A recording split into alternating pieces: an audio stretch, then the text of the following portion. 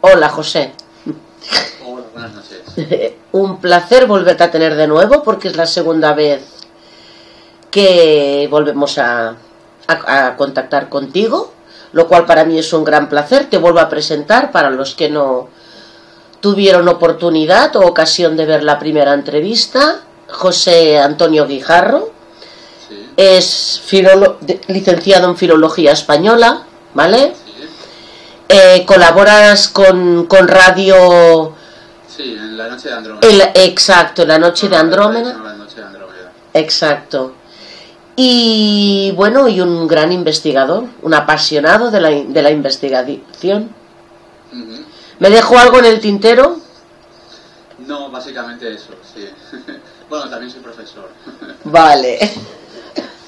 Pues bueno, yo tengo aquí un listado de preguntas, lo cual ya el título me parece súper interesante.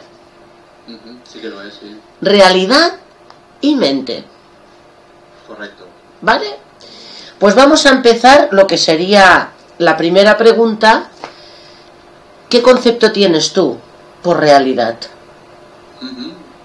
Sí, para empezar, sí, tenemos que definir lo que es realidad, ¿no? Que es un concepto muy complejo. Porque de hecho los científicos no se han puesto de acuerdo, ¿no? en definir lo que es la realidad. Si repasamos la historia, a lo largo de la historia, sobre todo a nivel no solamente de científicos, sino los filósofos, estoy pensando, ¿no? Pues todos ellos han intentado definir lo que es la realidad, entender la realidad, ¿no? Entonces, hemos llegado al siglo XXI y seguimos con la misma cuestión. Pues, hay muchas teorías, muchas preguntas, como siempre digo yo, ¿no? En este tema hay muchas preguntas y pocas respuestas, ¿no? Y es por eso, ¿no? Porque tenemos muchas teorías, pero no se ha llegado a ningún acuerdo, ¿no? Entonces, definiendo lo que es realidad, para mí, ¿no? En mi caso, yo entiendo que yo no hablaría de realidad en singular. A mí me gusta hablar de realidades, en plural. ¿Por qué? Me explico. Para mí existen diferentes realidades. Todo depende de cada persona. Cada persona ve la realidad según la percepción que tiene. Entonces por eso yo hablo de realidades y no una realidad. Son realidades, digamos, individuales y personales, pero que de alguna manera también se complementan entre ellas, ¿no? Nosotros formamos parte de una sociedad y somos individuos aislados, ¿no? Pero la percepción sí que sería individual. Entonces son realidades diversas, múltiples. Vale, ¿y cómo percibimos esta realidad, José? Sí, pues lo que estaba comentando, ¿no?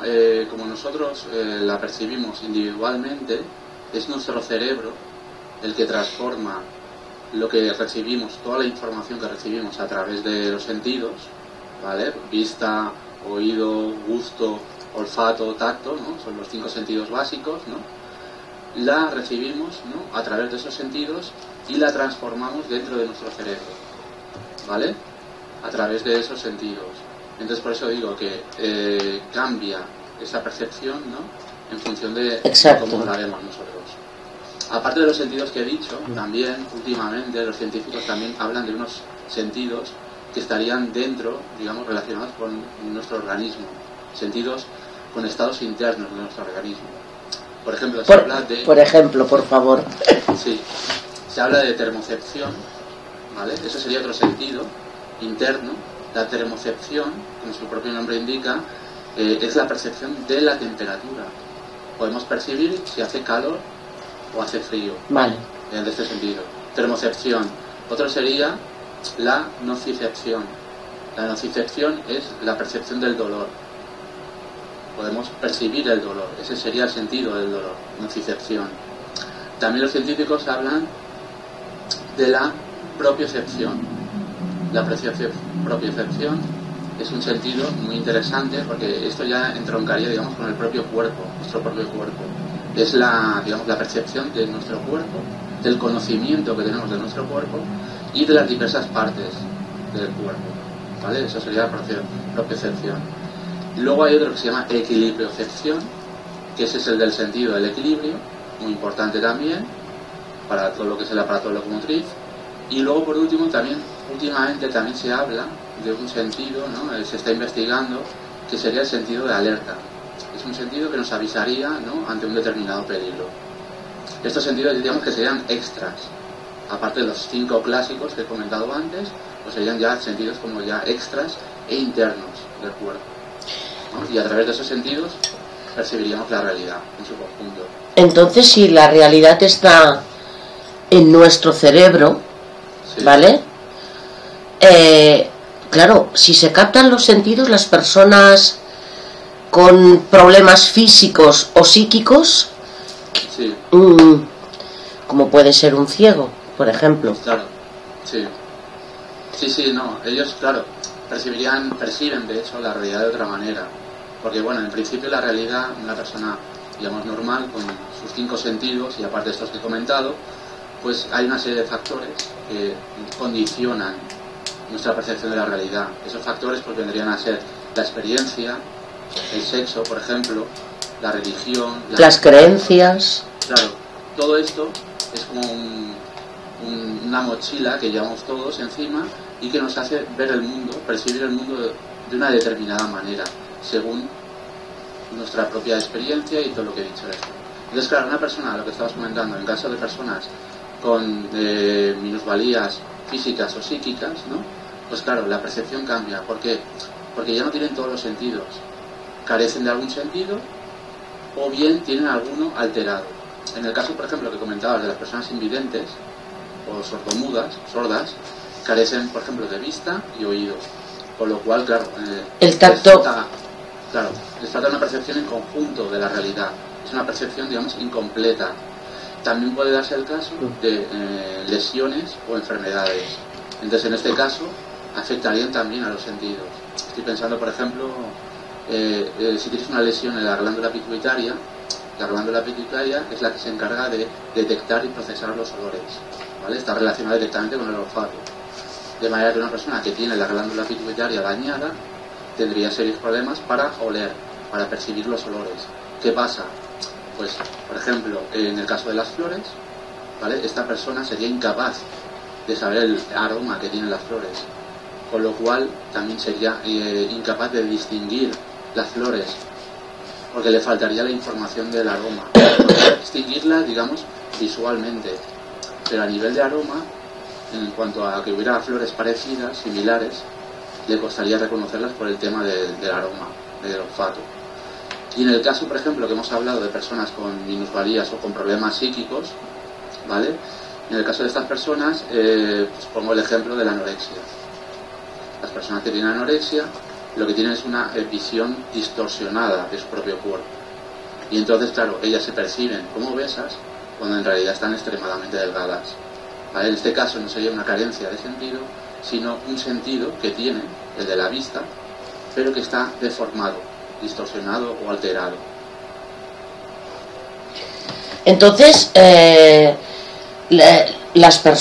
lo que son, bueno, los fenómenos paranormales también varía, depende de las personas. Es decir, puede variar la fuerza, o puede la fuerza en el movimiento, o en cualquier tipo de fenómeno paranormal, si varían dependiendo de la persona en cuestión. Sí, como he dicho, la realidad se percibe de manera diferente según la persona. Entonces, claro, los fenómenos paranormales no dejan de ser una clase de realidad. Es una clase de realidad que no entendemos, no llegamos a entender, al menos la ciencia, y que se escaparía, digamos, de nuestros esquemas mentales y nuestros sentidos. Está más allá de nuestros sentidos, esa realidad, digamos, sobrenatural o paranormal, como queramos llamarla, ¿no? Claro. Entonces, claro, estas personas, como en el caso que explicaba de una diferente percepción, ¿no?, en el caso de las personas con minusvalías físicas o psíquicas, en función también de los factores, como decíamos, de experiencia, sexo, religión, cultura, percibirían el fenómeno paranormal de manera diferente. Por ejemplo, te pongo un ejemplo. En el caso de un ovni, ¿vale?, una serie de personas ven un ovni. Pues una monja, por ejemplo, un científico, un niño, lo verían de maneras diferentes. Claro. ¿Vale? Porque están condicionados por diferentes factores. Ante un mismo estímulo, ¿vale?, ellos lo captarían de una manera diferente. Entonces, ¿cómo, por decirlo de alguna forma, ¿Cómo podríamos llegar a un acuerdo para unificar toda esta realidad?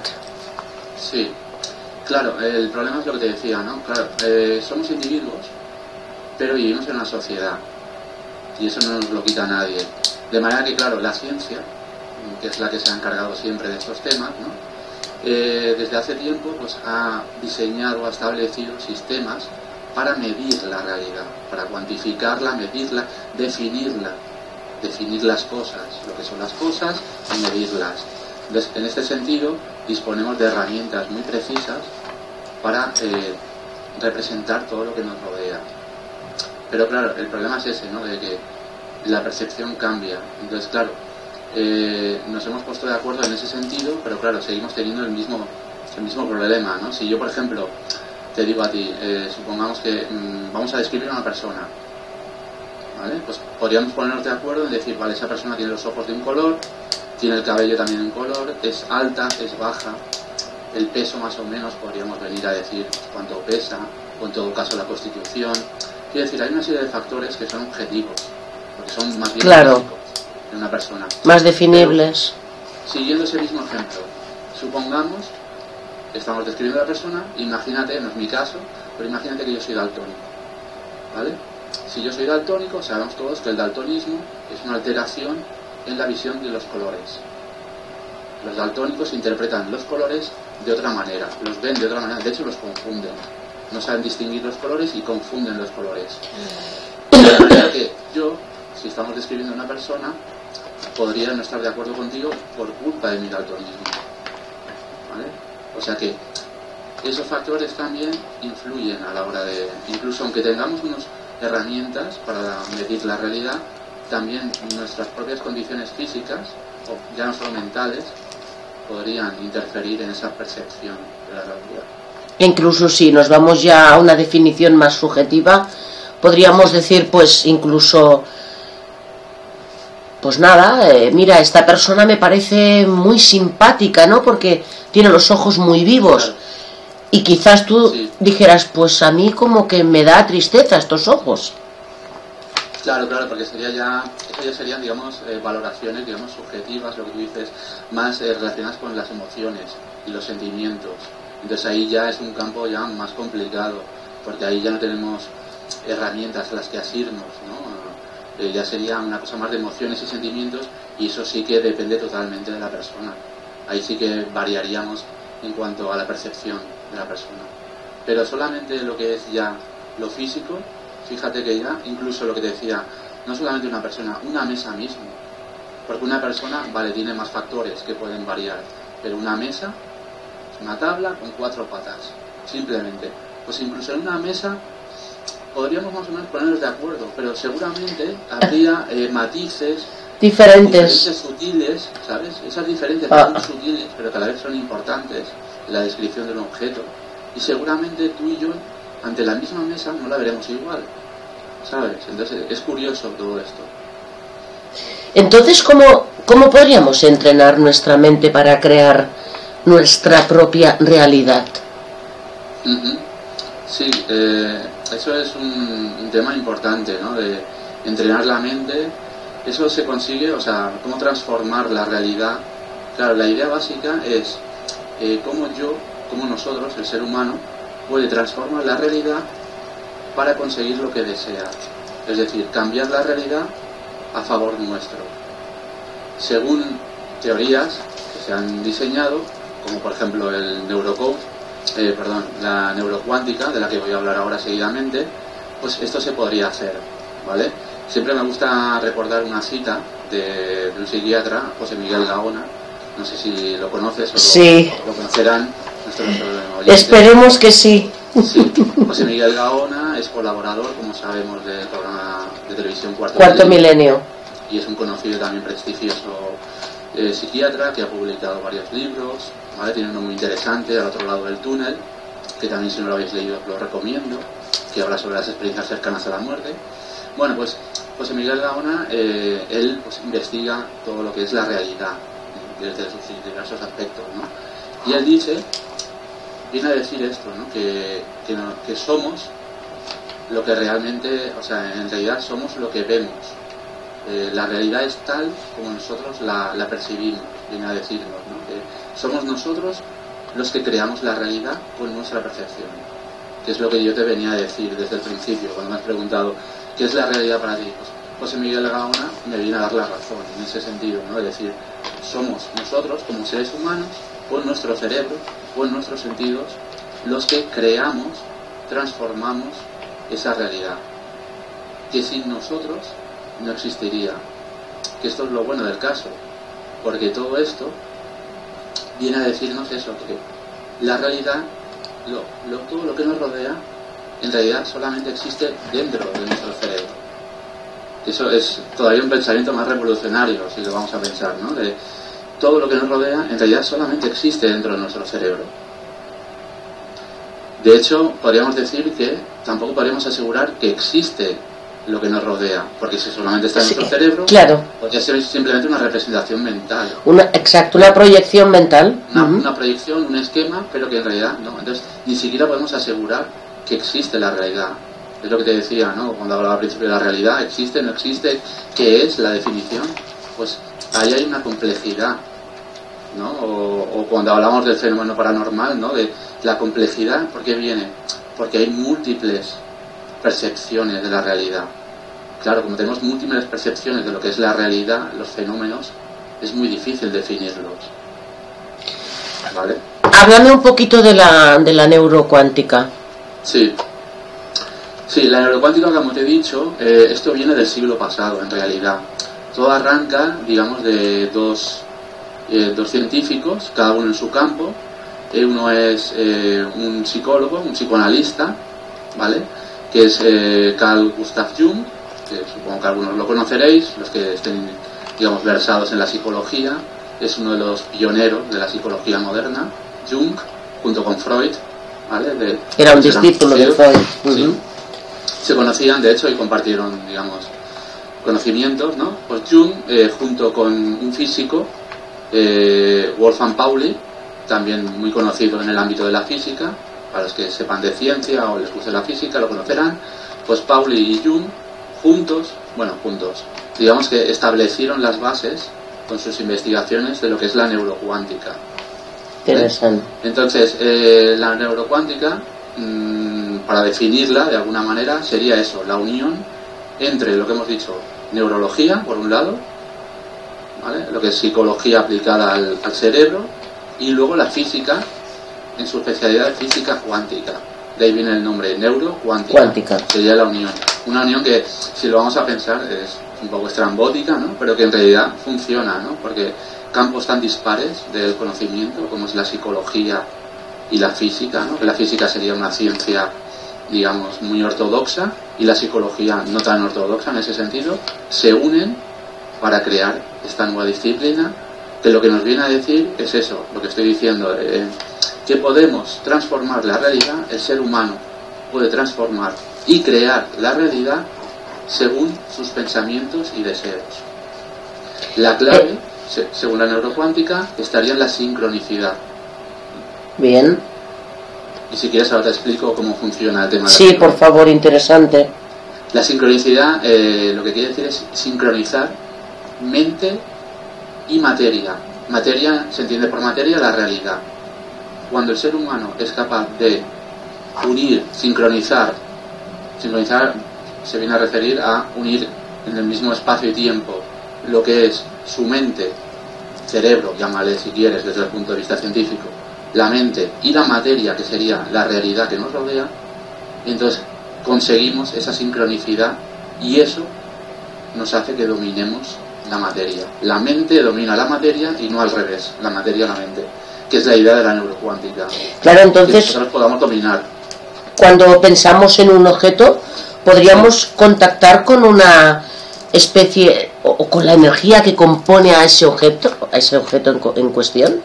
Sí, sabemos por la ciencia que el universo básicamente es materia y energía. Los seres vivos también somos proyecciones del universo y también somos materia y energía.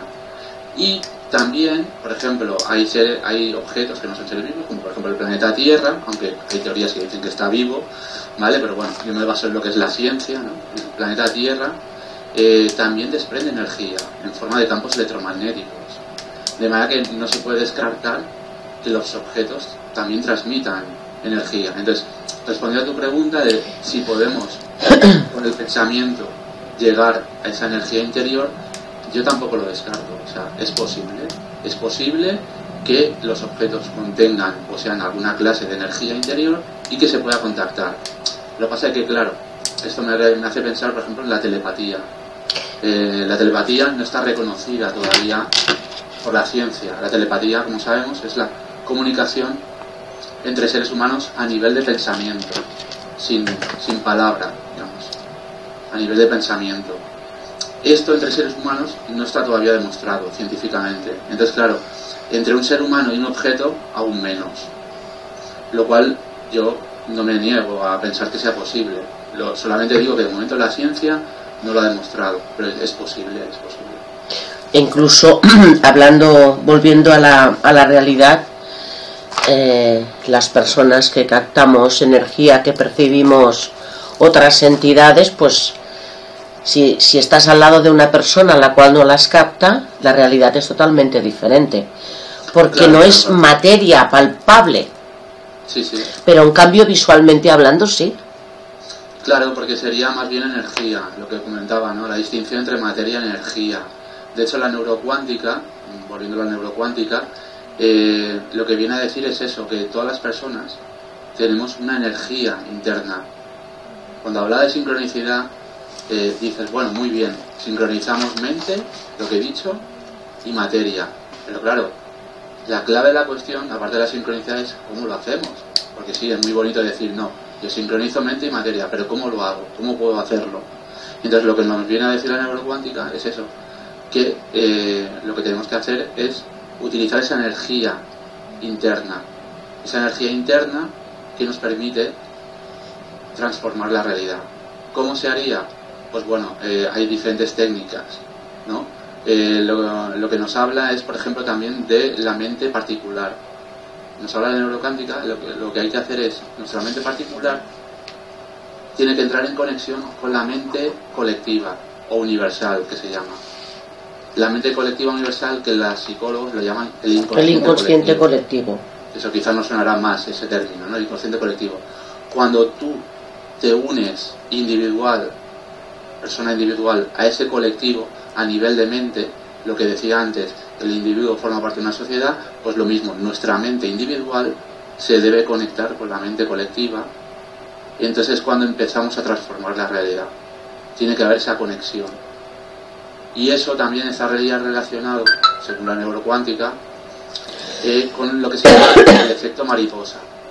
El efecto mariposa, que seguramente hemos oído hablar, porque ha habido películas, se ha escrito libros y todo. El efecto mariposa sería ese efecto que hace que nosotros llegamos a materializar lo que deseamos. Proyectamos nuestros deseos sobre esa realidad a través de nuestro cerebro. ¿Vale? Todo tendría esa relación. Siguiendo con la neurocuántica, lo que dice también la neurocuántica es que para hacer todo esto también, el primer paso que hay que hacer, si queremos cambiar lo de fuera, para cambiar lo de fuera, la realidad, tenemos que cambiar ¿qué? Lo de dentro, el interior. Que eso ya lo han adivinado ya las filosofías antiguas, ¿vale? Todas las filosofías antiguas y las religiones ya lo sabían esto. Siempre se nos ha dicho, primero tienes que cambiar el interior para cambiar lo exterior. ¿De acuerdo? Y entonces todo esto también la neurocuántica lo aplica. ¿Cómo se aplica modernamente? Con el neurocoaching. El neurocoaching es una modalidad de coaching que lo que hace es te delimita el objetivo que tú tienes en la vida. ¿Qué es lo que deseas transformar en tu vida, en tu realidad? Y eso es lo que nos ayuda a hacer el neurocoaching. ¿Para qué? Pues para conseguirlo. Si tú tienes un objetivo delimitado, sabes cómo destinar, cómo enfocar, la palabra es enfocar, la palabra también mágica, saber enfocar toda esa energía interna que tenemos para conseguir el objetivo. ¿Sabrías eso, por ejemplo, sí. Ya lo supieron hacer, por ejemplo, genios de la categoría de Leonardo da Vinci, ¿vale? Todos lo conocemos. Leonardo da Vinci, dicen pues que supo usar esa energía interna para transformar la realidad. Evidentemente tenía un talento genial, pero también dicen que supo utilizar, que todo ese talento genial, sus inventos, sus creaciones, todo vendría de esa capacidad que tenía, supo cómo conectar su mente con la realidad para transformarla a su gusto, de manera que así pudo crear y pudo inventar lo que quiso, ¿vale? Con las limitaciones de su época y tal, pero llegó muy lejos. ¿Por qué? Porque supo hacer esta conexión. Por ejemplo, también los padres de la neurocuántica, Jung y Pauli, que he hablado antes, psicólogo y físico, también ellos supieron ver esa conexión y también la trabajaron, porque los dos en sus ámbitos tienen mucho prestigio, llegaron muy lejos, cada uno en el campo de la psicología y de la física, descubrieron muchas cosas. ¿Por qué? Porque también ellos vieron esa conexión y supieron usarla. En realidad esa conexión no es que la tengan solamente los genios, porque claro, ahora estoy hablando de genios y parece que sea una cosa. Sí, es lo que iba yo los mortales, a que lo matizaras. Mira, bueno, y yo no puedo conseguir esa conexión. No. Teóricamente, todos, como seres humanos, somos capaces de conseguir esa conexión. Solamente es cuestión, lo que hablábamos antes, tú me lo comentaste en una pregunta, de entrenarla. Es un entrenamiento, no deja de ser una disciplina. Bien. Y hay que entrenar el cerebro. ¿Algún ejercicio nos podrías proponer? Sí, pues claro, porque todo esto es muy teórico, pero claro, también nos interesará la práctica. Los que nos están viendo les interesará también saber práctica, ¿no? ¿Cómo puedo poner yo en práctica todas estas teorías, todos estos conocimientos, ¿no? Entonces yo tengo dos ejercicios, os voy a proponer dos ejercicios que son muy sencillos, ¿vale? Porque bueno, luego también hay que decir que en cuanto a neurocuántica, ¿no? Siguiendo con el tema de neurocuántica, digamos, después de Jung y Pauli, la persona que actualmente, digamos, que ha recuperado, porque claro, todo esto se movió en el siglo pasado, luego quedó como la cosa latente y luego volvió a la moda a través de un periodista y divulgador que se llama Joaquín Saint-Amour. Joaquín Saint-Amour es el que, digamos, ha divulgado todo el fenómeno de la neurocuántica. Él ha escrito un libro que también os lo recomiendo. Bueno, es una saga de libros, hay varias partes que se llaman precisamente el efecto mariposa, ¿vale? Antes hablamos del efecto mariposa, pues tiene una saga de libros que se llama el efecto mariposa, en las que explica y desarrolla su teoría, ¿no? De la neurocuántica, ¿no? Según su teoría. Y también ha colaborado en revistas también, ¿no? Entonces, bueno, volviendo a los ejercicios. Tengo dos ejercicios, ¿vale? Entonces, caso práctico. Deseamos encontrar trabajo, empleo, ¿no? Que hoy en día, con la crisis, pues claro, es la preocupación de muchas personas, ¿no? De ¿qué puedo hacer para conseguir empleo? Aparte, digamos, de los canales de búsqueda habituales, como puede ser enviar currículums, consultar bolsas de trabajo, bueno, lo que todos sabemos, habría un trabajo a nivel mental, cerebral, que es el que nos interesa ahora, ¿no? ¿Cómo puedo yo conseguir empleo? A través mental. Pues es lo que vengo a decir, ¿no? Entonces, primero de todo, ¿qué hay que hacer? Es un tema, digamos, de automotivación. Yo tengo que darme la orden a mí mismo, en este caso a mi cerebro, para realmente decir, yo quiero conseguir empleo, ¿vale? Entonces es un tema de automotivación, creer en lo que yo deseo para luego pasar a la acción, porque claro, todas estas cosas, como en el tema de la autoayuda, ¿no? Es muy bonito, se habla mucho de teoría, de conocimientos y tal, pero claro, el tema es pasar a la acción, ¿no? Yo puedo pensar una cosa, pero tengo que pasar a la acción. Entonces, ¿cómo lo hacemos? Os propongo dos ejercicios. En el primer ejercicio lo que tenemos que hacer es escribimos el empleo que deseamos, pensemos, porque claro, no es decir, yo quiero trabajar, no, eso es muy abstracto, muy sencillo, no. Tenemos que pensar, primero, plantearnos qué trabajo quiero hacer, qué es lo que más me gusta, en qué me siento capacitado, qué me realiza, qué es lo que quiero yo hacer en la vida. Cuando pensemos en ese trabajo, lo escribimos en un papel, ¿vale? En este primer ejercicio se trata de escritura. Escribimos en un papel ese deseo, la formulación de ese deseo. Pues yo deseo trabajar de tal cosa, y lo escribimos en el papel, ¿vale? Incluso tiene que ser una frase sencilla y directa. ¿Por qué? Porque claro, las órdenes No, eso viene a ser una orden, lo que yo decía, es una orden a nuestro cerebro. Tiene que ser una frase sencilla y directa, porque las órdenes se entienden mejor si son sencillas y directas. Si escribimos una frase complicada, nuestro propio cerebro no la entenderá, ¿vale? Entonces escribimos la frase, y una vez escrita la frase, ¿qué tenemos que hacer? Cada día, al levantarnos y al acostarnos, por ejemplo, que son dos momentos cruciales en nuestra vida cotidiana, y en la que el cerebro precisamente está más relajado, que es cuando antes de dormir y después de dormir, correcto, leemos la frase una vez al levantarnos. Cuando nos vamos a acostar, la volvemos a leer, y eso cada día. Entonces, ¿qué efecto tiene esto? Tiene el mismo efecto que, por ejemplo, un mantra, ¿vale? Todos sabemos lo que es un mantra, ¿no? Un mantra es una repetición, ¿no?, que forma como un círculo.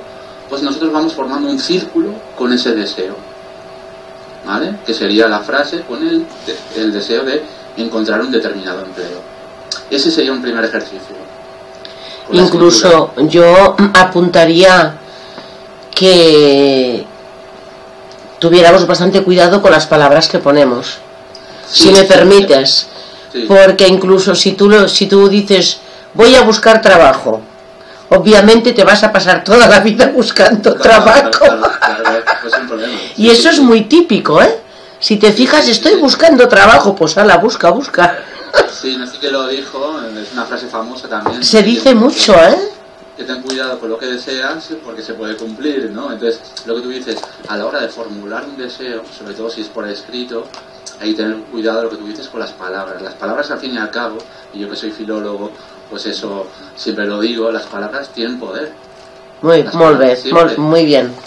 Tienen poder, tienen mucho poder. Entonces, desde que el ser humano inventó el lenguaje escrito y oral, las palabras, y luego también todos lo sabemos en la magia, por ejemplo, no hace falta irse muy lejos, en la magia misma, cada palabra tiene un poder, pero es que en la vida cotidiana también, no hace falta irse a la magia, las palabras tienen poder. Entonces, lo que tú dices, al formular esa frase, por eso decía, tiene que ser breve y directa, concisa, o sea, exactamente lo que deseamos, ni más ni menos, porque si no, lo que te comentaba, nuestro cerebro se puede desviar de lo que es el objetivo, y el objetivo tiene que quedar muy claro.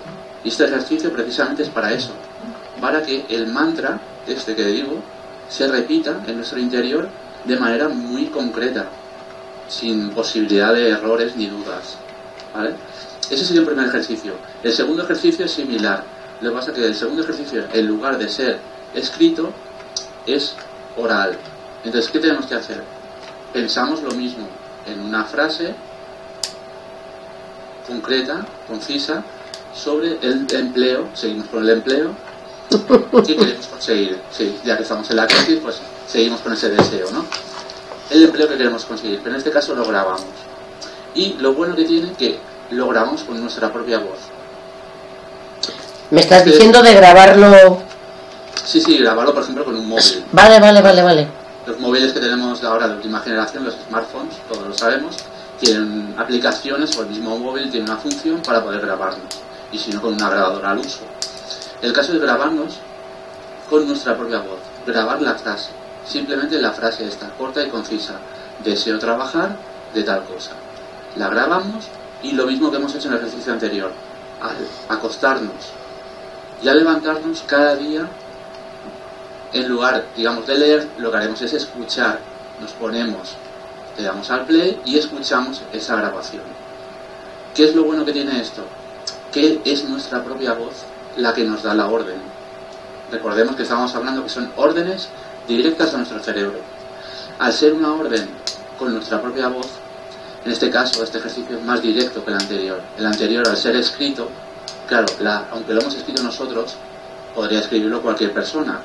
En cambio, la voz, nuestra voz, el cerebro la reconoce como propia, de manera que la orden, el deseo, llega más directamente y de alguna manera entiendo que tienen más efecto, ¿vale? Los dos ejercicios son válidos, pero yo entiendo que el segundo es como tiene como más fuerza, al ser la voz la que nos llega. Claro, y además, sobre todo cuando entramos en la fase REM.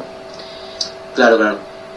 Entonces, de alguna manera, por eso decía, al acostarnos, ¿por qué? Es importante lo que tú dices, porque es antes de dormir, de manera que esa frase queda dentro Y entonces, claro, porque al fin y al cabo, todo esto, ¿en qué se basan en estos ejercicios? Los dos se basan en la repetición, lo que hablaba del mantra. ¿Y qué es lo que haces con la repetición? La repetición lo que hace es interiorizar y reforzar ese deseo. Es simplemente eso, es hacerlo tuyo, ese deseo lo haces tuyo, pero dentro de ti, que te llega hasta el cerebro y lo refuerzas a base de repetirlo. Es como antiguamente en las escuelas, ¿cómo se aprendía? A base de repetir las cosas. Pues el sistema viene a ser el mismo, lo único que ha aplicado, digamos, a nivel mental, ¿no? Entonces, tú vas interiorizando y reforzando ese deseo. Y como es antes de dormir, también lo haces al levantarte y antes de dormir, al acostarte, lo que tú comentabas del sueño REM. Queda antes de que duermas y luego si sueñas, o en las fases del sueño, esa frase queda ahí en el cerebro. Es que de hecho cuando haces cualquier ejercicio durante la fase REM, sí, al despertarte, te despiertas automáticamente repitiendo el ejercicio que has hecho al acostarte, ¿eh? Claro. Yo lo he podido comprobar por mí misma, ¿eh? Sí. Automáticamente a la hora de hacer un ejercicio en la fase REM, al despertarte, tu inconsciente está en ello. Y te despiertas repitiendo la misma frase. Yo lo puedo decir porque lo he experimentado. Y aparte también es lo que te digo, claro, te despiertas a lo mejor repitiendo la misma frase y luego tú vuelves a hacerlo al levantarte, o sea, estás reforzando continuamente, interiorizando. Entonces, claro, esa orden, a base de repetirla, llega un momento, claro, la cuestión que es que tú te lo creas. Todo es un tema de creérselo.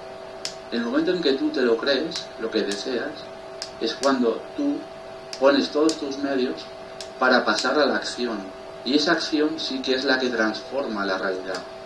Porque claro, si nos quedamos en el nivel de pensamiento de yo quiero conseguir esto, yo quiero conseguir lo otro, vale, todo eso es muy bonito y loable, pero claro, te puedes pasar toda la vida deseando cosas, pero no llegar a materializarlas.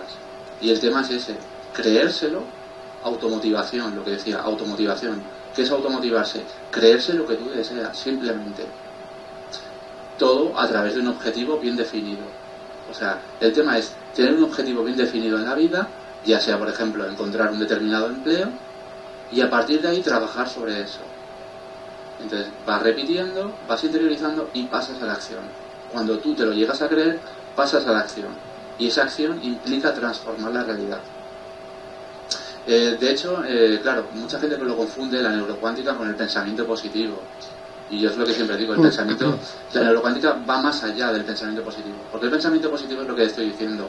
Es simplemente, está muy bien el pensamiento positivo, ¿eh? O sea, no digo que no, hay que pensar en positivo siempre. Pero claro, nos quedamos en el plano del pensamiento. Y a mí lo que me interesa, y supongo que también a los que nos están viendo, es pasar al plano de la acción. ¿Qué es lo que queremos? Lo que queremos es transformar la realidad. A través de nuestra mente, sí, pero transformarla para conseguir lo que deseamos.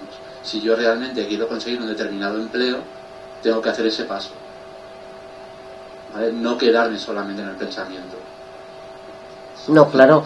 Y si ya alineas el cerebro de la mente con el cerebro del corazón, te aseguro que llegas al deseo, ¿eh?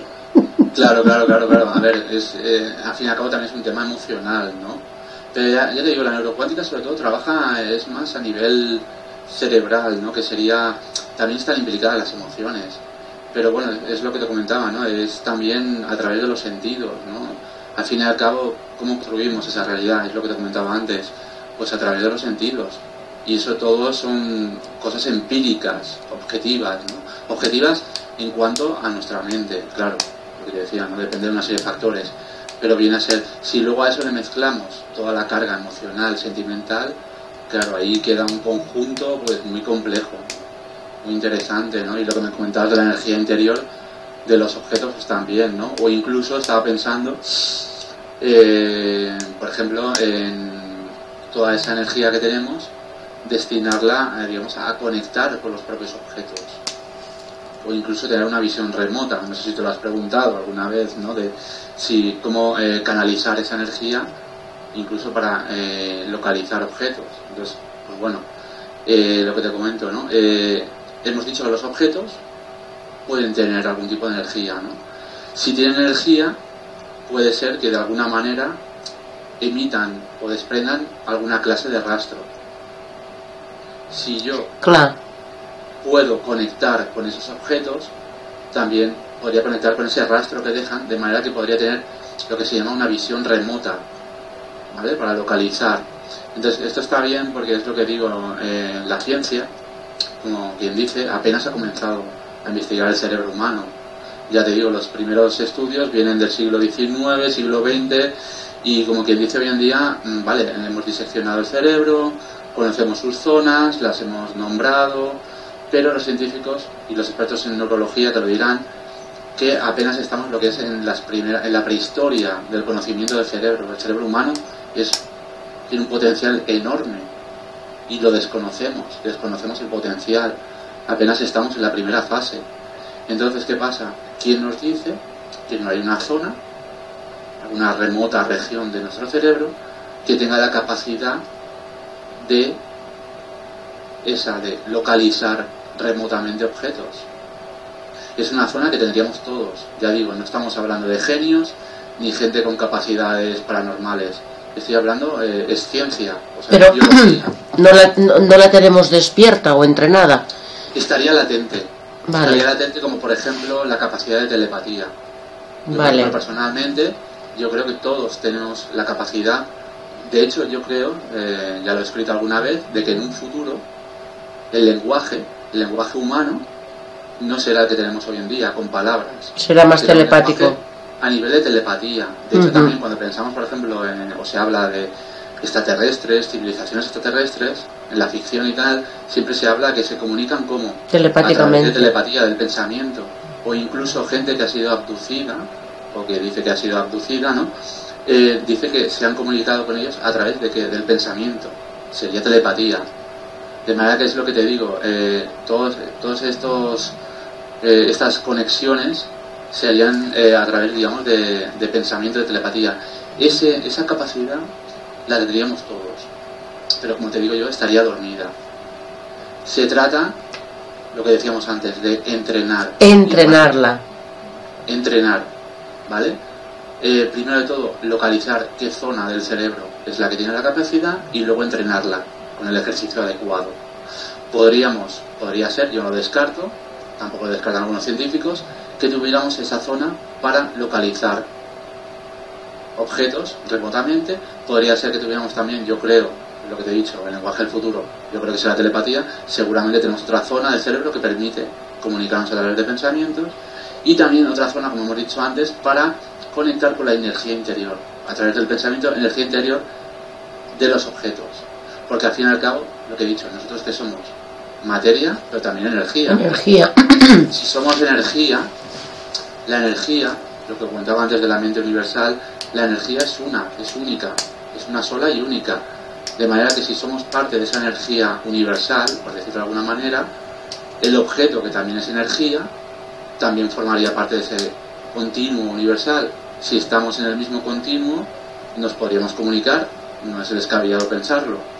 Pero claro, todo esto de momento son teorías, ¿vale? Pero yo no descarto eso, que en un futuro pues podamos desarrollar esas capacidades, que ya digo que, según lo que pienso yo creo que las tenemos todos. Lo que pasa es que es lo que te comentaba, ese potencial no lo hemos descubierto todavía, y es una pena, porque ya te digo, podríamos hacer grandes cosas.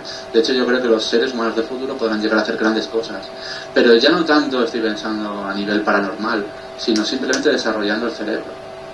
Porque yo siempre he dicho, el verdadero poder está dentro de nosotros, y cuando seamos conscientes es cuando realmente podremos ser poderosos. De momento, pues bueno, vamos avanzando, estamos investigando temas de neurocuántica, la ciencia también cada vez es más abierta.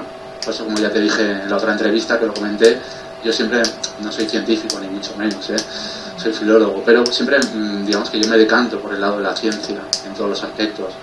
Pero la ciencia, si te fijas, cada vez es más abierta, más aperturista. Entonces, estos temas...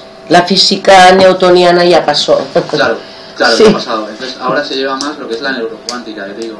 Dos disciplinas aparentemente incompatibles y alejadas, como es la neurología, la psicología y la física, se unen precisamente para eso, para dar todo el potencial del ser humano. Y el ser humano, lo que te he dicho, tenemos mucho potencial, pero primero tenemos que creérnoslo y trabajar en eso. Pero ya te digo, el verdadero poder está dentro de nosotros. No hay que buscar el poder fuera. La ciencia nos da poder, la tecnología también, el conocimiento, evidentemente, todo eso nos da poder. Pero al fin y al cabo, la ciencia, la tecnología, el conocimiento, ¿quién lo genera? Lo estamos generando nosotros, el ser humano. ¿Y cómo lo generamos? Con nuestra mente. Pues si ponemos también nuestra mente a trabajar en otras cosas, como puede ser lo que te he dicho, lo que propone la neurocuántica, imagínate lo que podemos realizar. Es simplemente cuestión eso, de trabajar, entrenar, a través, digamos, de los canales adecuados. Te felicito por la forma que tienes de analogar, en serio, José, porque sé que eres un investigador que te gusta muchísimo contrastar todo de una forma muy científica y de verdad que te felicito. Muchas gracias. Porque, sí, Josep, José, de verdad que sí, porque se me escapó el catalán. No pasa nada. Sí, la forma de... Ya es la segunda vez que te escucho y creo que ya lo escribí, que me gusta muchísimo porque lo basas en ciencia, sí. Pero te estaba escuchando y llevabas a la misma forma hablando de espiritualidad. Claro, claro. Al fin y al cabo yo creo que todo es compatible, ¿no? Yo no lo veo como algunos científicos que sea incompatible, ¿no? Para mí la ciencia no deja de tener relación con el espíritu, con lo que es la esencia del ser humano. Al fin y al cabo todos buscamos lo mismo, ¿no? Buscamos pues conseguir lo que queremos, lo que deseamos, que es un poco lo que estamos hablando en el tema de hoy, ¿no? Conseguir transformar la realidad. ¿Para qué? Para conseguir transformarla en lo que deseamos. Yo puedo conseguir que la realidad sea como yo deseo. Y eso es lo bonito, ¿no? Entonces, ahí están de acuerdo científicos, están de acuerdo gente de la espiritualidad, está de acuerdo todo el mundo. El tema es ese, trabajar para conseguirlo. Pues no sé cuánto ratito llevamos. No lo sé, pero creo que un buen rato. No, supongo que ya llevamos 1 hora, sí.